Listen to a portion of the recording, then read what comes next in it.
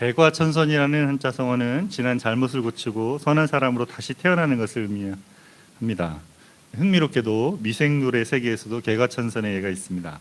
여러분, 여성의 주름을 개선하기 위해서 맞는 보톡스는 원래 식중독균에서 유래했다고 합니다. 나폴레옹 전쟁 때 먹을 것이 없던 독일에서 자우마겐이라는 돼지고기를 다져 소시지로 먹었는데 이 소시지가 상하면서 식중독에 걸리는 일이 잦았다고 합니다. 이 소시지 식중독을 라틴어로 보툴리무스라는 병명으로 부르게 되었습니다. 이후에 벨기에의 한 마을에 식중독으로 환자들이 급증하자 조직 검사를 해서 세균을 발견했는데 그 이름을 보툴리움이라 부르게 됐는데 2차 대전에 이 세균을 생물 무기로 사용했다고 합니다. 이것에 중독되면 마비 증상을 겪다가 호흡이나 심장 정지로 생명을 잃게 되었다고 합니다.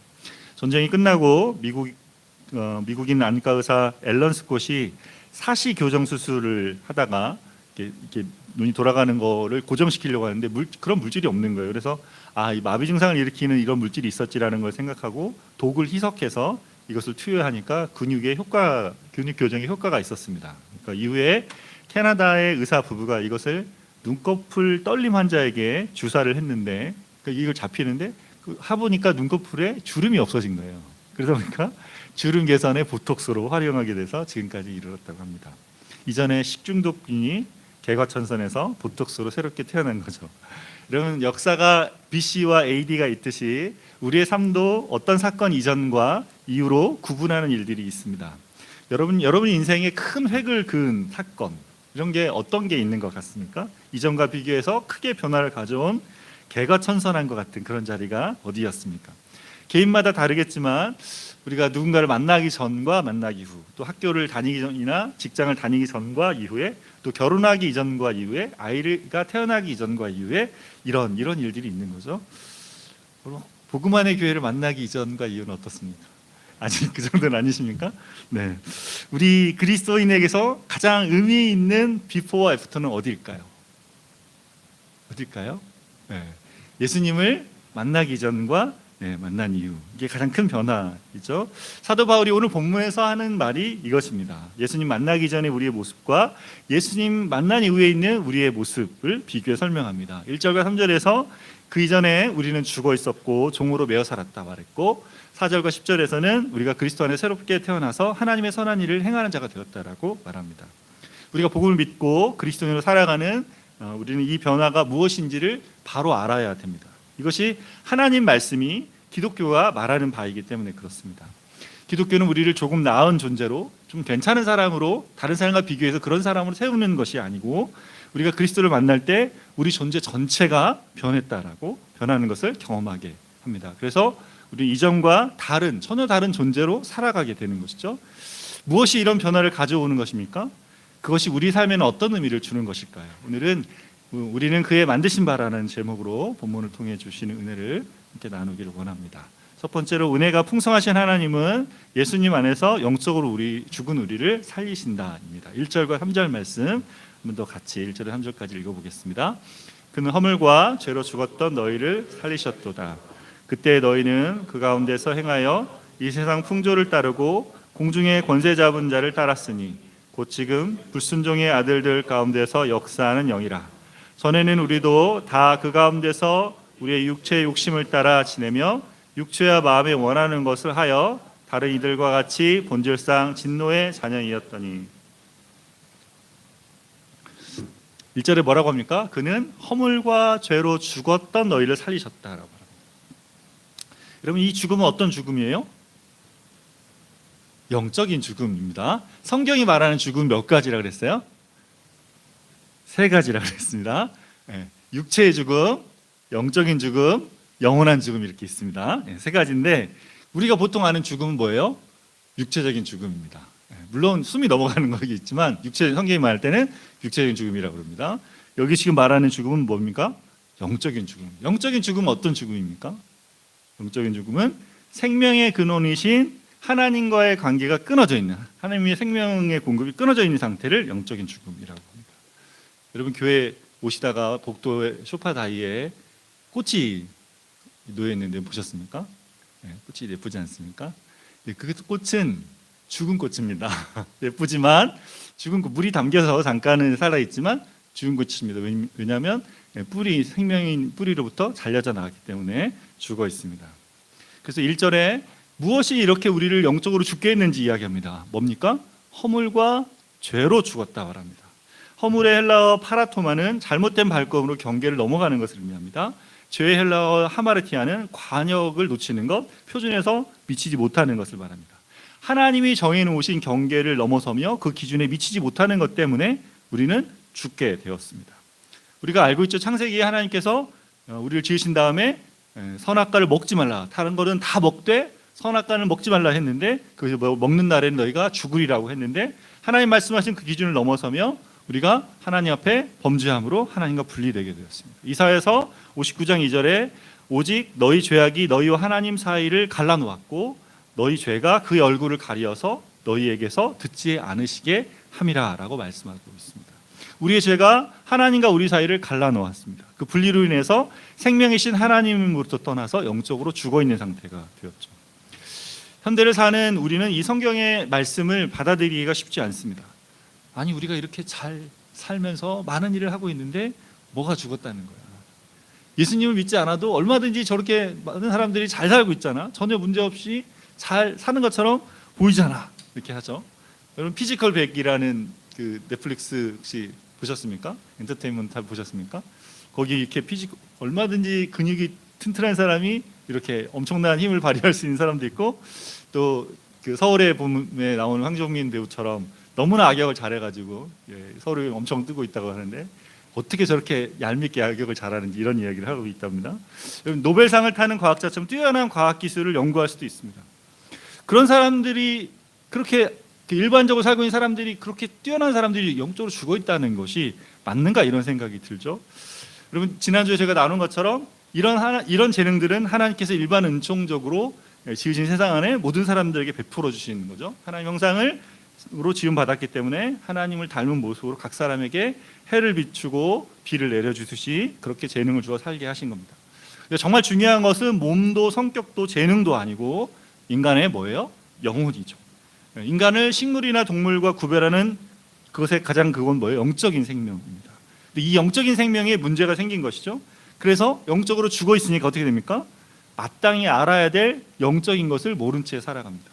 이 세상이 어떻게 시작됐는지, 누가 세상을 만들었는지, 내가 누구인지, 삶은 왜 사는 건지, 일은 왜 하는 건지, 무슨 일을 해야 되는지, 결혼을 왜 하는지, 가정을 왜 꾸리는지를, 그 이유를 모르고 살아가는 거죠.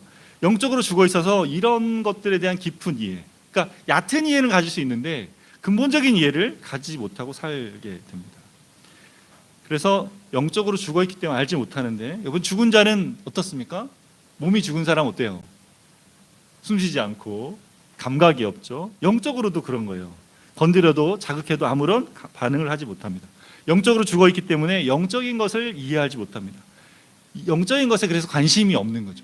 하나님 말씀은 하나님의 하나님 되심, 하나님이 우리에게 주시는 의로움과 또 거룩해 저감과 이런 것들에 대해서, 하나님의 자녀됨과 이런 것들이 뭔지에 대해서 관심이 없게 됩니다. 그냥 내가 살아가는 거, 내가 좋아하고 내가 원하는 거, 이런 것들을 생각하며 살아가는 것이죠.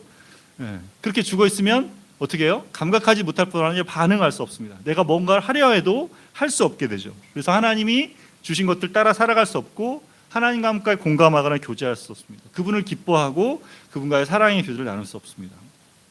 영적으로 죽은 사람은 이런 영적인 반응을 보일 수 없는 거죠.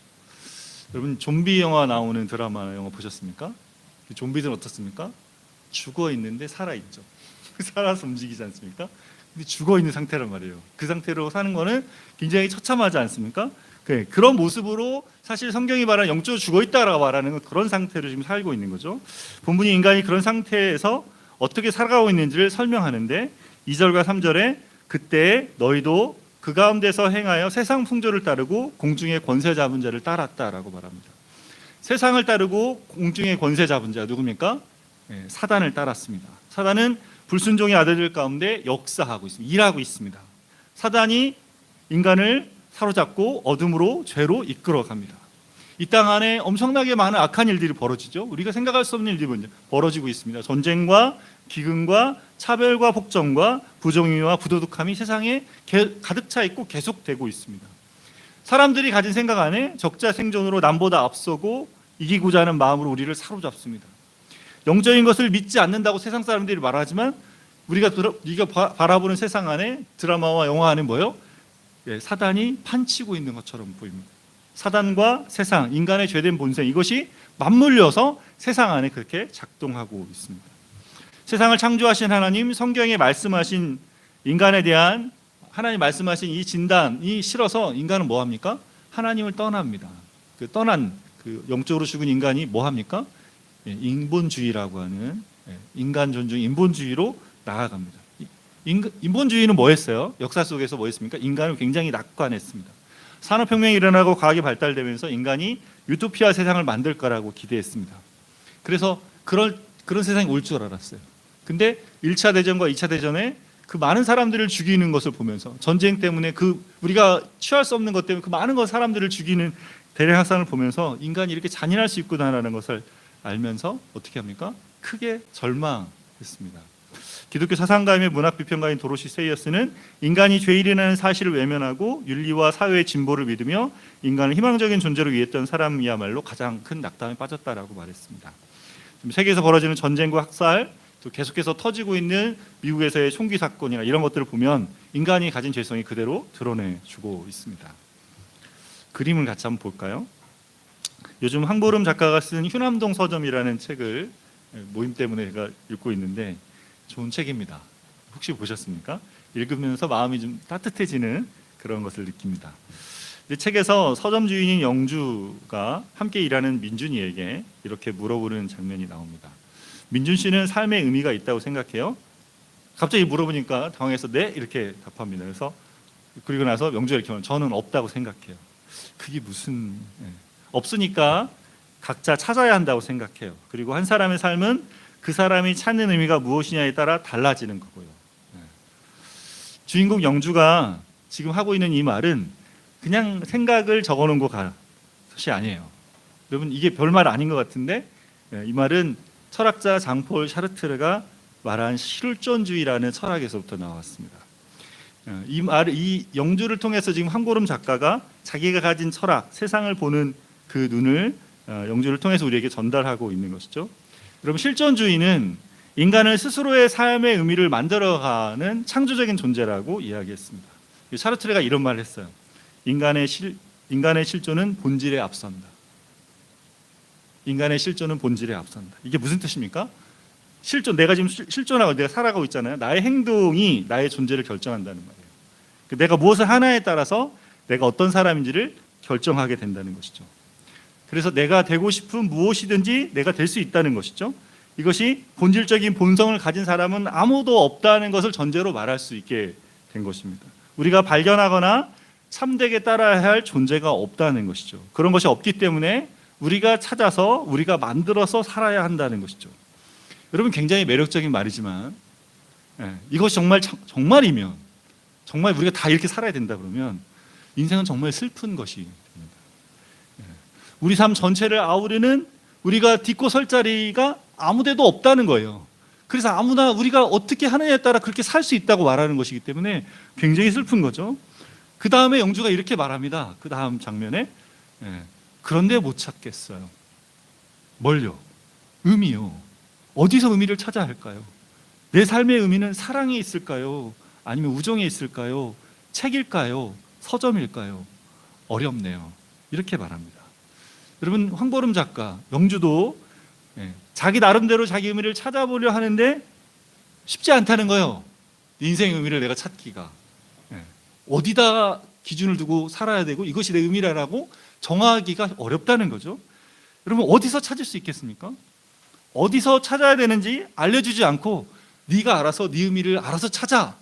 이것만큼 무책임한 게 어디 있습니까? 어떻게 찾아요? 그래서 어떻게 돼요? 각자 인생에 뭘 받습니까? 이 시대가 말하는 큰 숙제를 받습니다. 이 샤르트르가 말한 이 철학을 가지고 살면서 이것이 우리를 자유롭게 해주는 것 같지만 우리를 더 얽매이게 하는 거죠. 알 수 없으니까 거기에 매여서 벗어나오지 못하게 됩니다. 여러분, 이 실존주의는 어디로 갑니까? 해체주의로 갑니다. 해체주의로. 예. 세상에 우리가 하고 싶은 대로 하니까 어떻게 해요? 기존에 가졌던 질서, 우리가 지금 보고 있는 질서들을 깨트리는 방식으로 해체주의로 나아갑니다. 여러분, 해체주의로 나가면 어떻게 됩니까? 이 세상에 남을 것이 없어집니다. 의미가 사라진 삶밖에 없으니까 거기에 뭐가 남습니까? 허무만 남습니다. 아무것도 의미가 없어져요. 내 존재가 없어지기 때문에 허무만 남게 됩니다. 이것이 이 세상의 풍조가 세상이 우리를 인도하고 있는 자리입니다. 이 시대를 뭐라 불러요? 포스트 모던이라고 부릅니다. 모던 시대에 그런 일들 했어요. 절대적인 걸 찾으려 했는데 없다고 말하면서 실존주의가 이제 포스트 모던을 우리를 이끌어서 지금 우리는 포스트 모던이라는 이 시대를 살아갑니다. 믿지 않는 그냥 일반 세큘러 진영에 있는 학자들도 포스트 모던을 꿰뚫어 보고 나서 이렇게 말합니다. 우리가 어디로 갈지를 아는 거예요. 이 모든 것을 해체해버리는 이 상황 가운데 들어가면 어디도 딛고 설 수 없다는 걸 알아서 진보를 찾아가는 그 사회학자들이 도대체 무엇이 참된 것인지를 이 안에서 알려고 몸부림칩니다. 그 끝을 알기 때문에 이보다 더 나은 무엇인가를 찾아보려고, 희망을 찾아보려고 몸부림치고 있다고 합니다. 왜 세상이, 인간이 이런 자리에 서게 됐습니까? 왜요? 인간이, 하나님을 떠난 인간이 인간의 마음의 원대로 육체의 욕심대로 행하기 때문입니다. 3절에 마음이 원하는 대로 할 때 원하는 것은 텔레마를 쓰는데 이것이 육신의 명령을 의미합니다. 내 마음이 내게 명령하는 것이죠. 우리가 그것을 따라 사는 것입니다. 그렇게 영적으로 죽은 우리는 우주의 중심이 내가 되어 살고 싶어 하죠. 요즘 학교에서는 계속 이걸 말합니다. 네가 우주의 중심이 되어 살아라. 너의 인생, 너의 부모보다도 네가 소중한 거야. 그걸 갖고 살아라, 이렇게 해요. 나 중심성을 강화시킵니다. 근데 여러분, 죄는 뭐예요? 나 중심성이 죄예요.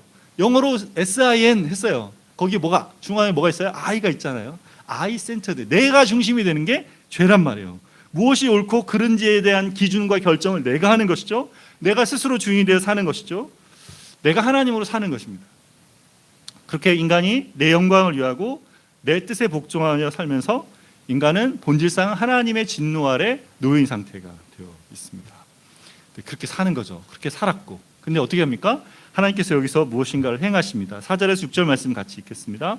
긍휼이 풍성하신 하나님이 우리를 사랑하신 그 큰 사랑을 인하여 허물로 죽은 우리를 그리스도와 함께 살리셨고 너희는 은혜로 구원을 받은 것이라.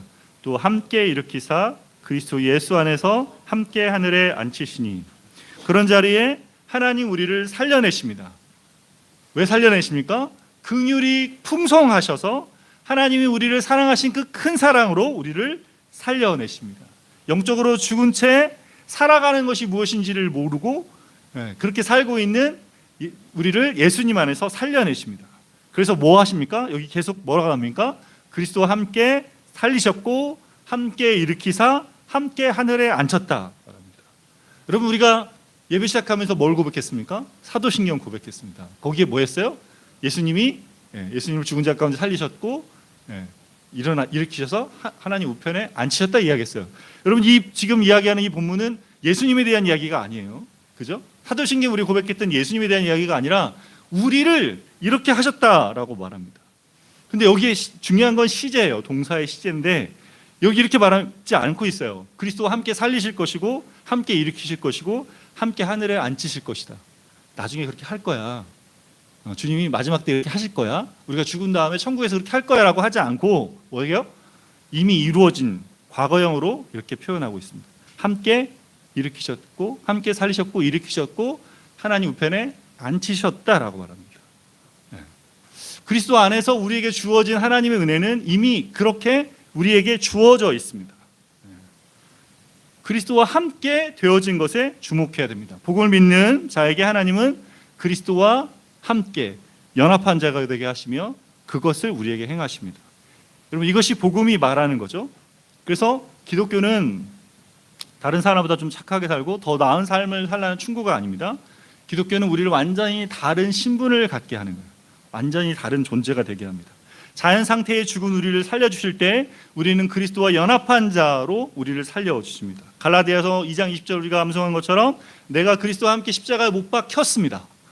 못 박혔어요. 같이 못 박혀서 죽었죠.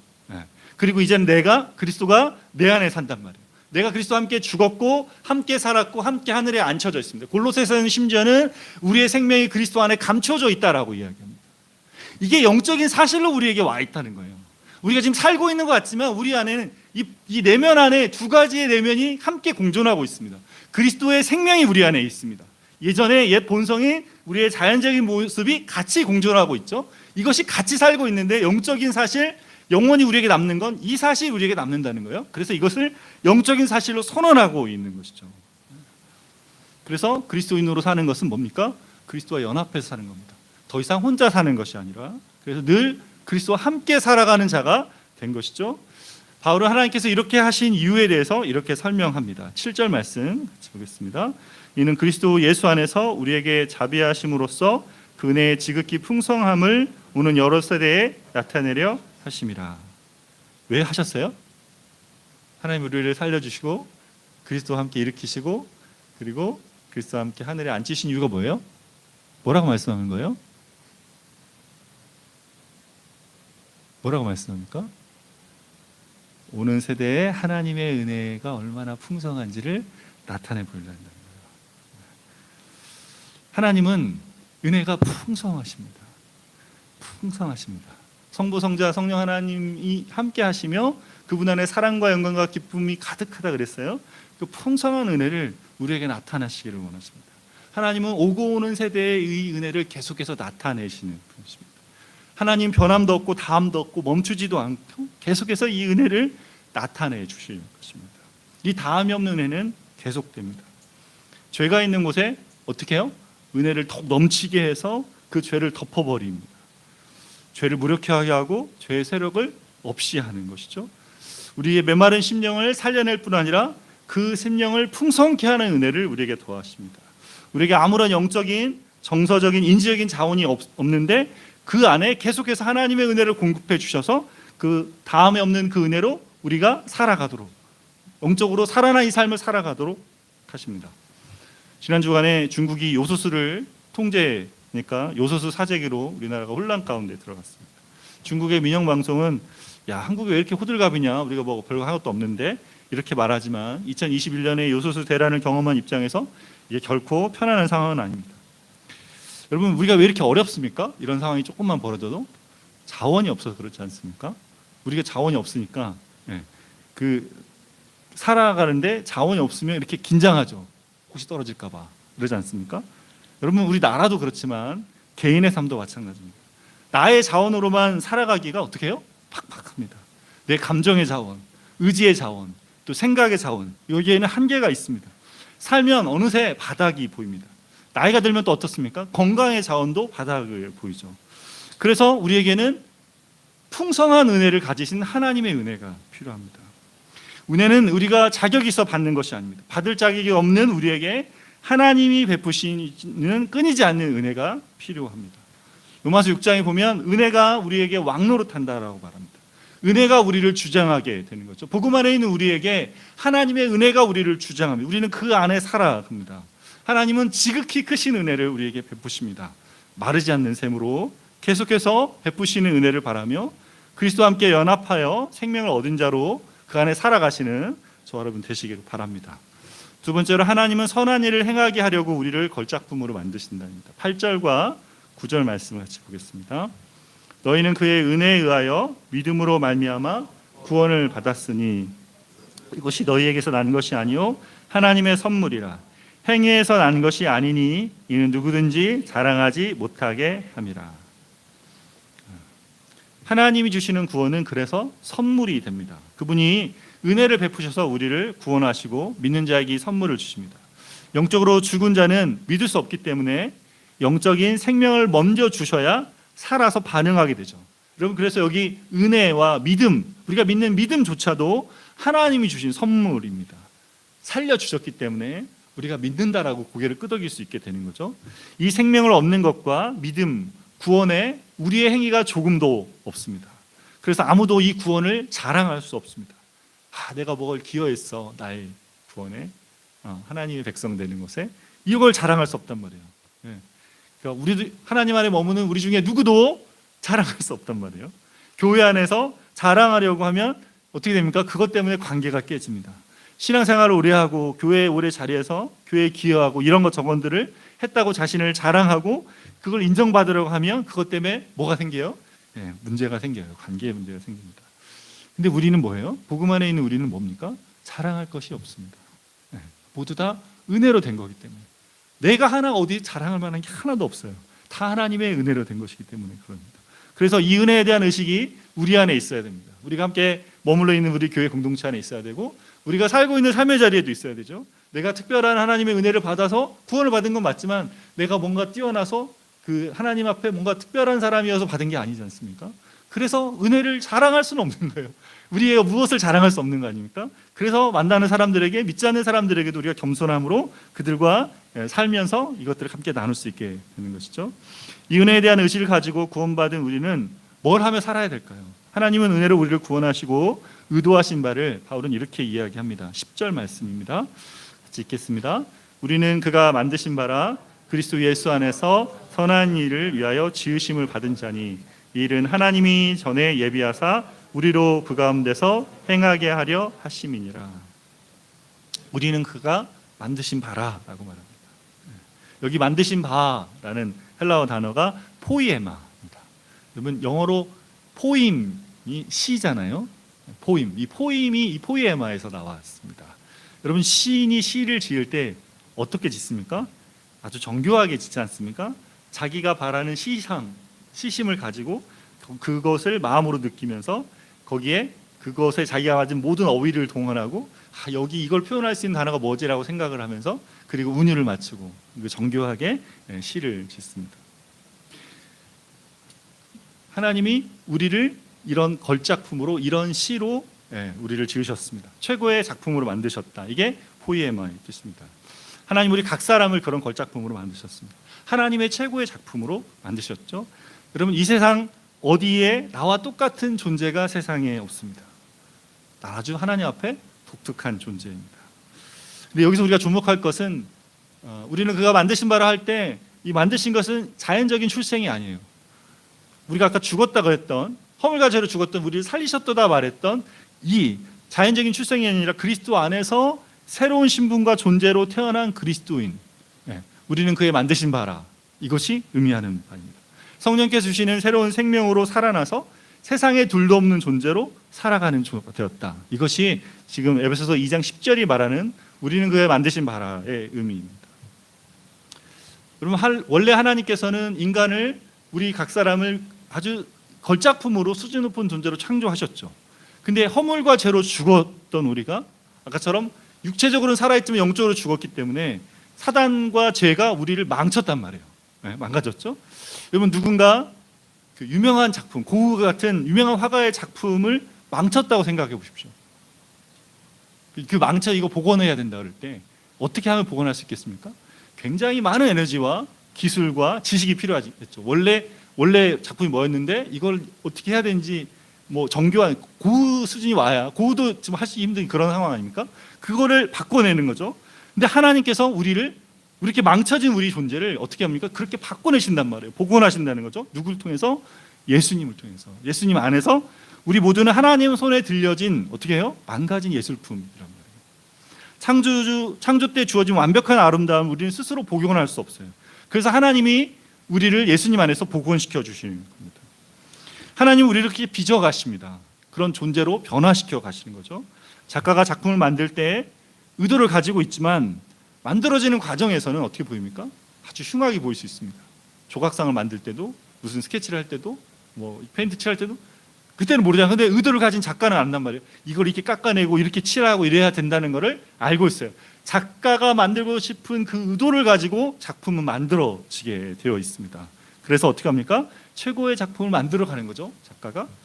여러분 사진 한 번 더 보겠습니다. 고흐가 그린 올리브나무. 고흐가 이 나무를 그렸어요.